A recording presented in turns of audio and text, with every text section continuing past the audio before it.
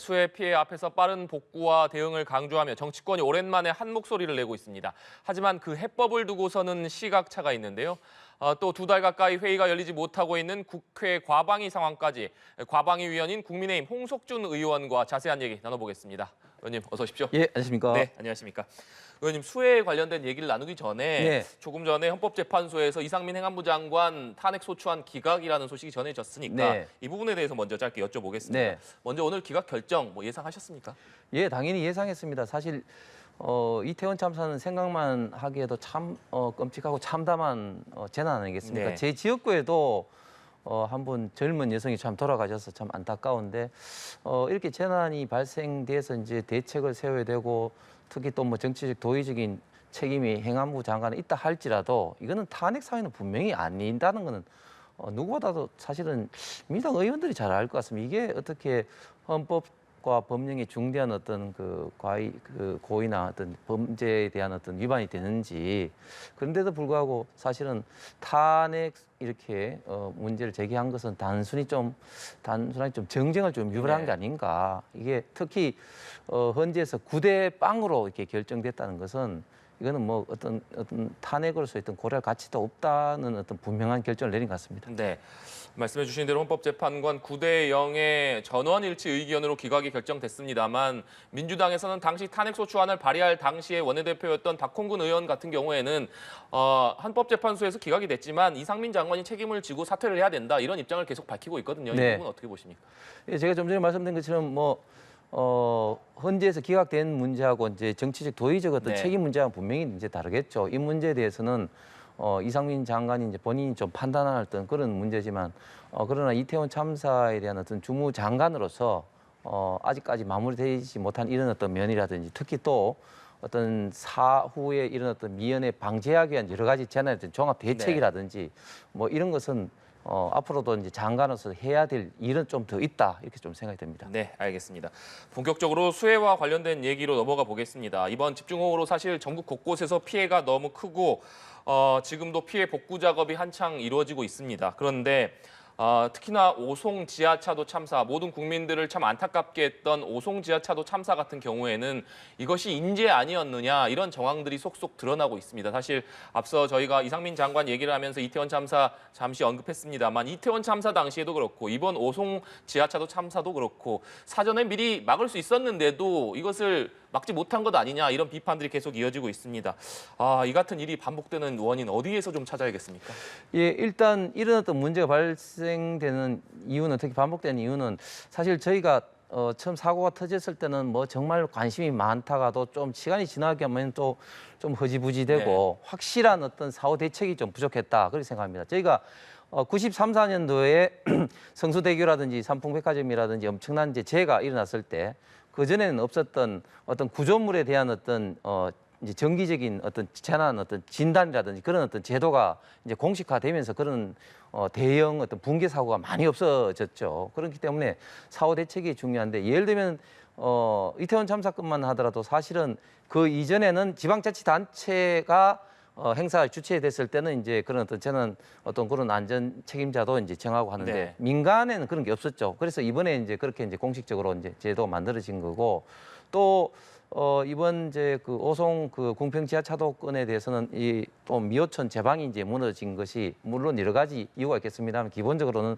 4대강 사업으로서 지류지천 사업이 좀 안 된 그런 면도 저는 분명히 있다고 생각합니다. 그리고 네. 저는 특히 그 과방위원으로서 또 문제 제기하고 싶은 것은 재난통신망이라고 있습니다. 재난 발생됐을 때 관계 기관인 경찰이라든지 또 이제 그 지방자치단체가 이제 같이 이제 어떤 그 통신망을 활용하도록 해서 정보가 공유되는 건데 이런 것들이 지금 현재 제도가 있는데도 불구하고 잘 지금 현재 원활하게 작동이 안 되고 있기 때문에 이 정보 소통에서 이번에 이런 사고가 발생됐다고 보기 때문에 이런 어떤 청문을 우리 꼼꼼히 이번에 살펴서 다시는 이런 유사한 어떤 사고 재난이 발생하지 않도록 해야 될 것 같습니다. 네. 재난통신망 말씀을 해주셨으니까 사실 당시에 경찰에 여러 차례 신고가 들어갔다. 그러니까 지하차도가 침수되고 있으니까 대피가 필요하다. 이런 신고가 경찰에 들어갔는데 제대로 된 경찰이 대응을 하지 못한 것 아니냐 뭐 이런 얘기도 계속 나오고 있습니다. 네. 말씀해 주신 대로 재난통신망을 이용해서 지자체라든가 소방이라든가 경찰이라든가 모두 이런 정보를 공유해서 사전에 미리 대처했더라면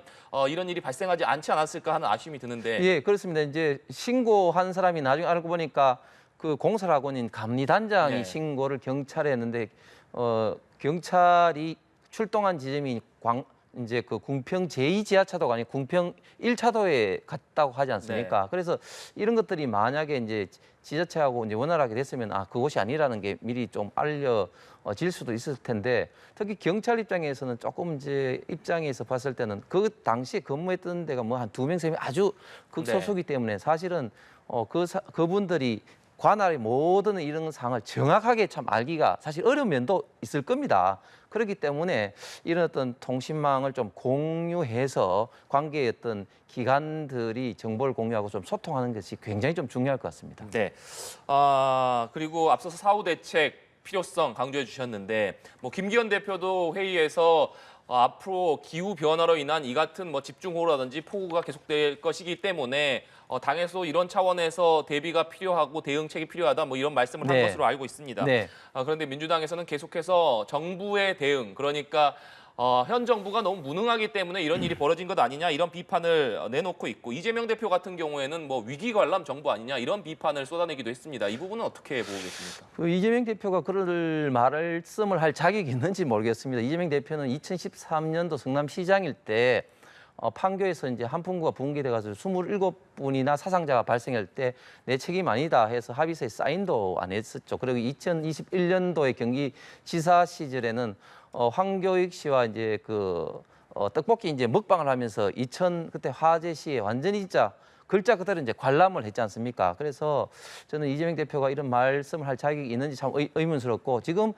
정부는 윤석열 대통령이 빨리 13개 지역에 대해서 특별 재난 지역 선포라든지 국가의 그 가용 가능한 총 지금 자원을 인적 물적 자원을 동원해서 지금 수습하는 어떤 그런 과정입니다. 저는 이런 어떤 재난 시에 이 재난을 좀 정쟁화한다든지 그리고 이것을 좀 이용하는 것은 정말 잘못된 정치다. 김의겸 그 의원이 그 우크라이나 대통령 우크라이나 방문은 국민을 궁평 지하차도에 몰아넣는 거다 말을 해서 물론 사과는 했습니다만은 많은 좀 공분을 좀 뭐 일으킨 그런 거 있지 않습니까? 그래서 좀 재난 앞에서는 정말 좀 겸허히 이런 어떤 수습을 하는데 좀 최선을 다하고 유가족을 위로하고 네. 그리고 지원하는데 좀 최선을 다하는 것이 정치의 올바른 자세가 아닌가 생각합니다. 말씀해 주신 대로 수해 복구를 위해서 여야가 힘을 합치는 것 그리고 여러 가지 대책을 내놓는 것 참 중요할 것 같은데 그런 차원에서 내일 수해 복구 첫 여야 TF 회의가 열리는 것으로 알고 있습니다. 최대한 빨리 합의할 수 있는 법안들은 좀 합의해서 네. 27일 날 예정된 본회의에서 처리하자 네. 이런 입장으로 알고 있는데 네. 의원님께서는 어떤 법안들이 좀 우선적으로 처리돼야 된다고 보십니까? 예, 지금 한노회에서 가장 좀 필요하다고 여야가 공히 같이 생각하고 있는 게 두 가지인데 네. 첫 번째는 이제 재정법 이제 도시침수법과 이제 하청법 개정안 두 가지입니다. 도시침수법은 사실은 이제 저희 당에서 발의를 한 것이 아니라 지금 민주당에서 발의를 한 것인데도 불구하고 지금 이제 윤석열 정부에서는 이 법이 꼭 필요한 이유가 지난번 이제 포항 지난번 hin남노 태풍 때도 네. 그렇고 지금 궁평 지하차도도 그렇고 최근에 이제 강수량이 이런 거는 보면은 과거와는 좀 상상을 초월할 수 정도로 국지성으로 한꺼번에 폭우가 쏟아지기 때문에 이럴 때 어떻게 도시에서 침수 대비를 하는 어떤 그런 활동을 할 것인지 특히 지금 윤석열 정부에서는 기후변화 대비한 어떤 재난관리 종합 대책을 수립하면서 이 법이 꼭 필요하다고 할 정도로 우리가 이제 폭넓게 지금 받아들이고 지금 있습니다. 그리고 하천법 같은 경우도 지금은 이제 하천법이 크게 보면 이제 그 국가하천, 지방하천으로 나누어집니다. 국가하천은 당연히 이제 중앙정부가 관리하고 지방하천은 지방자치단체 관리하는데 지방자치단체의 여러 가지 어떤 재정 여건이라든지 때문에 좀 재방 관리가 좀 안 되는 면이 있습니다. 이번에 미호천도 국가하천이 아닌 지방하천이거든요. 그렇기 때문에 하천법 개정을 통해서 필요하다면 필요하다면 지방 하천이라 할지라도 국가가 재정 지원할 수 있도록 하는 개정안입니다. 그래서 이 두 가지는 꼭 필요한 법안이라고 생각합니다. 네, 알겠습니다. 과방위 얘기로 좀 넘어가 보겠습니다. 과방위원이시기도 하니까 사실 과방위가 민주당 정청래 위원장 이후에 장제원 위원장, 국민의힘 장제원 위원장으로 바뀌었는데 장제원 위원장 선출 이후에 여러 현안이 산적해 있는데도 불구하고 아직까지 2달 가까이 제대로 된 회의가 열리지 못하고 있습니다. 그 원인 어떻게 봐야겠습니까? 예, 저도 과방위원으로 참 안타깝게 네. 생각을 합니다. 지금 민주당에서는 뭐 민주당 입장은 다를 수 있겠습니다. 저희들 입장을 봤을 때는 하나의 사안을 풀면 또 하나의 사안을 가지고 이제 조건을 이제 자꾸 부과를 하고 뭐 이러다 보니까 지금 2달 동안 회의가 안 열렸는데 첫 번째 민주당에서 굉장히 이제 반발한 게 장기현 위원장이 바뀌고 난 다음에 지금 이제 그 방송법 관련된 소송 그 변호사를 이제 바꾸었습니다. 가방위원장이 이제 소송 대리인 당사자가 되기 때문에 이제 대리인으로서 변호사 바꾼 건 어떻게 보면 당연한데 이런 것부터 이제 불만 제기를 해서 지금 이제 우주항공처법이라든지 이런 것을 하려고 하니까 또 그 심지어 지금 지금 내정이라고 외부에서 이야기하고 있는 이동관 방통위원장을 임명하지 마라 이렇게 요구를 한다든지 또는 이제 방송법 개정안 그러니까 이제 시행령을 통해서 지금 KBS TV 수신료 분리 징수를 이제 의결을 새롭게 개정했지 않습니까? 그러니까 이거를 이제 시행령이 아닌 이제 방송법으로 해야 되는 걸 개정을 냈는데 이것을 반드시 소위까지 강제 해부해라 이런 어떤 그동안 했던 국회 관례라든지 국회법에 위반되는 것을 요구를 하고 있어서 그동안 이런 것 때문에 이제 물밑 협상하는 과정에서 지금 이제 가방위가 지금 이제 아직까지 한 번도 개최되고 있지 않은 그런 어떤 사실입니다. 내일 일단 전체 회의를 하기로 일단 잠정 합의를 봤습니다만은 민주당 의원들이 이번엔 또 날짜를 가지고 지금 들어올지 안 올지 좀 불투명한 상태예요. 네. 내일 과방위 첫 전체 회의가 예정돼 있지만 정상적으로 회의가 열릴지는 아직 알 수 없다 이런 말씀이신데 그런데 장제원 위원장이 우주항공청 법안을 8월 안에 통과시키면 민주당이 원하는 대로 사퇴하겠다 이렇게 밝혔습니다. 장제원 위원장 이런 배수의 진이라고 할까요? 이런 얘기를 한 배경 어떻게 됩니까? 앵커께서 말씀하신 것처럼 그만큼 이 우주항공청의 설립이 그만큼 중요하기 때문에 배수의 진을 친 것이죠. 지금 전 세계가 지금 우주에 대해서 특히 미국 같은 경우는 머스크라든지 최근에 또 아마존까지 이제 이런 어떤 위성 인터넷 사업을 통해서 우주 산업을 바라보는 시각이 과거와는 지금 차원이 달라졌지 않습니까? 그래서 윤석열 정부도 그 인수위 때부터 반드시 빨리 최대한 시간 내에 지금 우주항공청을 만들겠다고 했는데 아직까지 만들지 못하고 있습니다. 그래서 그만큼 우주 산업 발전을 위해서는 우주항공청이 중요하기 때문에 이런 것들이 필요한데 민주당이 협조를 안 해줘서 결국은 이제 가방위원장으로서 장제원 의원이 이제 배수의 진을 쳤다고 볼 수 있는데 저는 야당이 물론 이제 정부의 정책에서 당연히 건전한 비판을 할 수는 있지만 그래도 일할 수 있는 기본적인 이런 조직은 좀 만드는데 이렇게 동의를 해줘야 되고 도와야 되지 않나 이런 생각하는데 이거 자체부터 이렇게 반대를 한다는 게 참 안타깝습니다. 네, 알겠습니다. 후쿠시마 오염수 관련된 얘기도 해보겠습니다.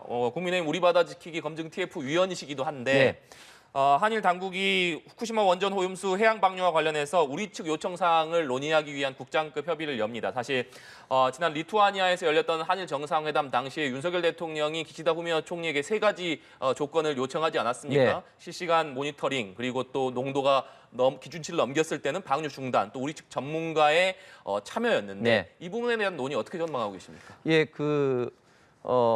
지금 리투아니아에서 요청한 윤석열 대통령 요건 중에 이제 그 모니터링이라든지 이런 부분은 좀 확답을 이제 피했고 나머지 한 조건 그러니까 그 기준치를 초과할 때는 이제 방류 중단하겠다고 했습니다. 나머지 이제 2가지 모니터링 문제와 지금 IAEA가 후쿠시마 설치할 사무소 참여 문제, 이 문제를 지금 협의를 하고 있는데 저는 현재까지는 일본에서 굉장히 좀 적극적으로 지금 하고 있다고 생각합니다. 단 일본에서도 IAEA 사무소에 파견하는 문제는 또 IAEA 측하고도 이제 그 협의를 해야 되는 부분이 있습니다. 왜냐하면 그 사무소에 단순하게 이제 한국인으로서 참여하는지 아니면 IAEA 어떻게 보면 신문을 갖고 참여한다든지 뭐 이런 부분에 대해서는 일본 측도 좀 더 신중하게 IAEA 측하고 이제 협조를 이제 하는 그런 어떤 부분이기 때문에 조금 논의가 길어질 것 같습니다. 논의가 상당 부분 좀 길어질 수도 있다 이런 네. 말씀이신데 아무래도 이제 도쿄전력에서 사실상 오염수 해양 방류는 이제 뭐 시간 문제다 이런 얘기가 나오고 있는 상황에서 아무래도 국민들이 느끼고 있는 불안감을 해소하는 문제 또 괴담 등으로 인한 수산업계라든가 여러 피해를 줄이는 것이 급선무로 보입니다. 어민이라든지 수산업계 보호 대책 어떤 것들을 고려하고 계신지도 궁금하네요. 예, 과학적으로 사실은 이제 2021년도부터 2011년도부터 13년까지 이제 알프스가 작동하지 않을 때 그때 후쿠시마에서 방류된 물들이 굉장히 많이 나왔지 않습니까? 네. 그것이 이미 이제 4, 5년 이후에 이제 우리나라까지 도착한다 했기 때문에 벌써 오더라도 2번 정도 올 시간이 지났는데 그 이후도 사실은 방사능의 어떤 수치가 절대 높아지지 않았습니다. 그리고 이 쿠로시오 해류를 통해서 후쿠시마 이 방류가 됐을 때 먼저 도달하는 캐나다라든지 미국 같은 경우도 전혀 이것이 이제 안전하다고 이제 하고 있습니다. 그럼에도 불구하고 이것은 이제 과학적인 입장인 것이고 우리 국민들 특히 수산업자라든지 어민들이 불안한 것은 또 감정적인 문제이기 때문에 윤석열 정부와 이제 국민의힘에서도 이 문제에 대해서 여러 가지 지금 대책을 좀 세우고 네. 있습니다. 먼저 이런 모니터링 포인트라고 해서 방사능 측정할 수 있는 어떤 포인트를 원건에 지금 현재 한 90군데 지금 두고 있거든요. 그것도 이제 문재인 정부 때보다 굉장히 많이 늘어난 숫자지만 좀 시간을 좀 두고 최대한 빠른 시간 내에 이제 200여 군데까지 포인트를 측정할 수 있는 포인트를 늘린다. 그리고 국민들이 원하면 어떤 어종이라도 네. 즉시 방사능을 측정할 수 있는 그런 시스템을 갖추고 있고 그리고 해양수산부를 중심으로 해서 지금 어민들이 굉장히 지금 그 수산업자들이 지금 판매가 조금 줄어서 많이 좀 고전을 하고 있습니다. 이런 어떤 문제에 대해서 어떤 그 이제 소비 촉진이라든지 또 어민들에 대한 어떤 종합적인 좀 지원 대책을 계속적으로 관련 단체와 협의를 지금 하고 있습니다. 네, 앞서 말씀드린 대로 국민의힘 우리 바다 지키기 검증 TF 위원이시기도 하고 또 당내 과학기술특위 위원이신 것으로도 알고 있습니다. 말씀해주신 대로 국민의힘에서는 괴담이 아닌 과학적인 논리로 뒷받침하겠다라는 차원에서 이 특위가 구성된 것으로 알고 있는데 구체적으로는 어떤 배경에서 출범한 것인지 또 앞으로 어떤 활동 계획을 가지고 계신지도 말씀해 주시면 좋겠습니다. 예, 그 당대표 직속의 과학기술특위가 최근에 발족되었고 이 특위에서는 조금 전에 말씀하신 이런 후쿠시마처럼 괴담이 아닌 어떤 그 과학적 진실로서 국민들에게 설득할 이슈가 있으면 적극적으로 설득을 하고 네. 또한 중요한 게 지금 우리나라 R&D 예산이 계속해서 지속적으로 늘다 보니까 굉장히 지금 규모가 커졌습니다. 그런데 과연 이 R&D 예산이 실질적인 과학 발전과 산업 경제에 어떻게 영향을 끼치는지에 대해서는 조금 비판하는 시각도 있습니다. 이런 측면에서 배분하는 기준이라든지 이런 것을 종합적으로 검증도 하고 또 대안도 제시하는 어떤 그런 역할을 할 어떤 특위로 발족되었습니다. 네, 알겠습니다. 정치권 현안과 관련해서 오늘 국민의힘 홍석준 의원과 얘기 나눠봤습니다. 오늘 말씀 고맙습니다. 감사합니다.